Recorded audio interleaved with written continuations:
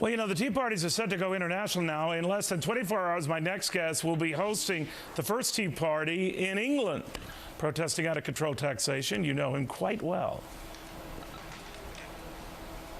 You cannot carry on forever squeezing the productive bit of the economy in order to fund an unprecedented engorgement of the unproductive bit. You cannot spend your way out of recession or borrow your way out of debt. And when you repeat in that wooden and perfunctory way that our situation is better than others, that we're well placed to weather the storm, I have to tell you, you sound like a Brezhnev-era apparatchik giving the party line. You know, and we know, and you know that we know that it's nonsense. Man, I always think he did that without a teleprompter, off the cuff. Why can't our leaders talk like that? Anyway, member of the European Parliament, Daniel Hannan, joins me now from London. Daniel, very good to have you. Hi, Neil. Nice to be back. A Tea Party there. Well, since we started Tea Parties protesting you guys, I guess it's good you returned the favor. So where does this stand?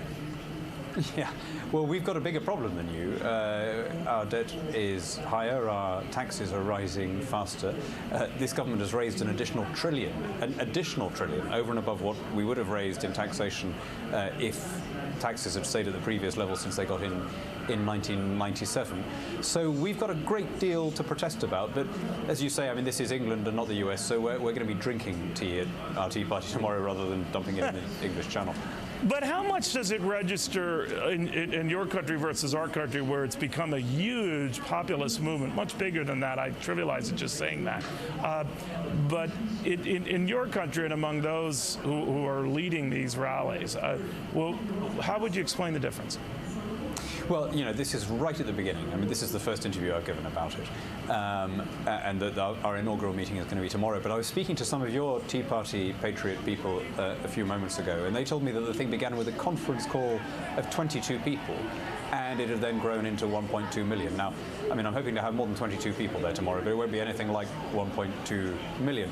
You know, the argument is the same, though, Neil. It's the same in Britain, the same in America, the same everywhere. You know, people want to keep more of their money. The way that we're going to get out of this mess, this debt crisis that the world is suffering from, is not by taxing more, it's by spending less.